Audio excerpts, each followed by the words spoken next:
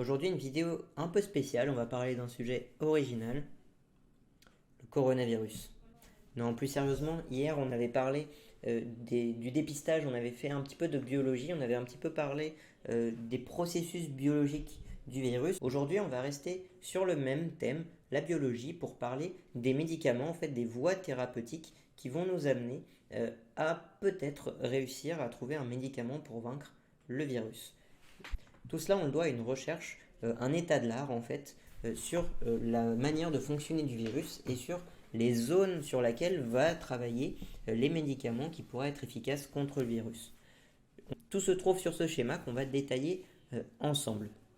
Ce schéma représente les lignes d'attaque sur le virus. Tout d'abord, le virus il va essayer de se lier aux cellules qui se trouvent dans la gorge ou dans le nez de la personne qui est infectée. Elle va se lier très exactement à deux types de récepteurs, le récepteur ACE2 et le récepteur TMP RSS2. Le récepteur ACE2, c'est un récepteur très important. La plupart des virus se fixent sur ces récepteurs-là. La manière dont infectent les virus respiratoires, c'est en utilisant justement ce type de récepteur, les récepteurs ACE2. L'idée donc des premiers médicaments qui seraient utilisés contre le virus, c'est tout simplement de se battre dans la fixation du virus. Empêcher le virus de se fixer à ce type de récepteur. C'est le cas par exemple des anticorps monoclonales. C'est le cas également du mésylate ou du camostat qui permettra en fait d'empêcher le virus de se fixer sur nos cellules. J'en profite pour dire que vous avez peut-être eu ce message de ce médecin qui disait qu'il suffisait de boire des boissons chaudes pour se prémunir du virus parce que le virus était dans la gorge et donc en buvant des boissons chaudes, ça allait aller dans l'estomac des personnes et donc ça nous permettait de ne pas être infecté. Bien évidemment, c'est faux parce que le virus se fixe aux cellules dans la gorge et ensuite vous allez le voir, ça rentre dans la cellule. Le virus rentre dans les cellules, il rentre dans le corps. C'est ce que l'on appelle l'endocytose et que l'on retrouve à droite du schéma. L'endocytose, c'est le fait pour le virus de rentrer dans la cellule. Il existe des médicaments qui pourraient permettre de freiner ce transport du virus vers la cellule.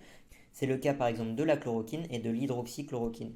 Normalement, ces médicaments, ils doivent vous parler. C'est des médicaments dont on parle très souvent dans les médias, dont on parle très souvent actuellement avec des études qui sont faites à l'hôpital de Marseille, spécifiquement sur ce médicament. On y reviendra en fin de vidéo. Une fois que la cellule est infectée par le virus va vouloir se reproduire de manière très importante pour pouvoir ensuite continuer à contaminer son hôte. C'est ce qu'on appelle la protéolyse. La protéolyse, c'est le renouvellement des protéines qui constituent le virus. Et ici, on va avoir un certain nombre de médicaments, par exemple le lopinavir, ritonavir, qui permettent de freiner la protéolyse, qui permettent de freiner le renouvellement des protéines. Ces protéines qui vont être recréées vont ensuite se réagencer, elles vont être répliquées dans le processus de réplication. Et là aussi, on a des médicaments, par exemple le remdesivir, qui permettrait peut-être de stopper ce processus de réplication et donc qui ferait mourir le virus avant qu'il puisse se répliquer. Une fois que l'ADN du virus est répliqué, il va devoir être traduit, il va devoir être transformé en ARN qui va infecter l'hôte ici. Et on n'a pas aujourd'hui de médicaments qui permettent de se battre contre le virus dans la réplication de l'ARN, dans la recréation du virus et dans l'infection de nouvelles cellules par le virus.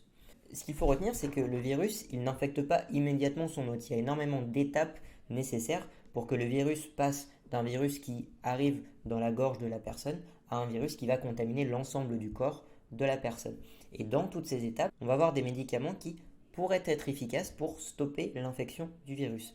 Il y a un médicament qui a reçu beaucoup plus d'attention que les autres ces derniers temps, c'est le médicament de la chloroquine, qui pourrait être efficace pour se battre contre l'endocytose, c'est-à-dire le transport du virus à l'intérieur de la cellule. Cependant, il existe beaucoup d'autres médicaments, il ne faut pas les négliger. Il ne faut pas les négliger parce que si on va par exemple sur la page Wikipédia de la chloroquine, on se rend compte que c'est un médicament qui a été testé contre l'endocytose de virus pour maintenant quasiment une vingtaine de virus et systématiquement il a échoué au test in vivo, c'est-à-dire que c'est un médicament dont on voit quand on le fait in vitro, quand on le teste dans des laboratoires, qu'il est efficace dans l'endocytose. Et dès qu'on le teste sur des humains, il échoue systématiquement au test qui permettrait de montrer que ce médicament soigne le virus. C'est-à-dire qu'il ne permet pas de stopper l'endocytose. Et il faut prendre d'autant plus de précautions parce qu'aujourd'hui, on voit des patients qui ne veulent pas être soignés par d'autres médicaments qui pourraient être tout aussi efficaces, voire plus efficaces que la chloroquine, qui préfèrent utiliser la chloroquine, alors que la chloroquine, aujourd'hui, on n'a aucun test qui nous permettrait de montrer que la chloroquine est efficace, et la chloroquine est un médicament dangereux. C'est un médicament qui amène de forts risques de crise cardiaque.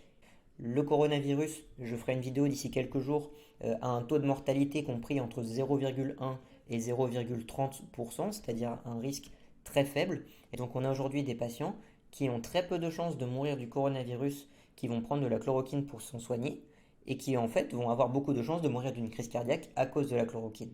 Et ça, c'est un problème de santé publique. Il va falloir trouver une solution très rapide, à la fois pour permettre le développement de tous les médicaments en donnant une chance égale à tous les médicaments, et aussi en stoppant l'utilisation sauvage de la chloroquine. Voilà, je vous remercie pour votre écoute et je vous dis à très bientôt pour une nouvelle vidéo.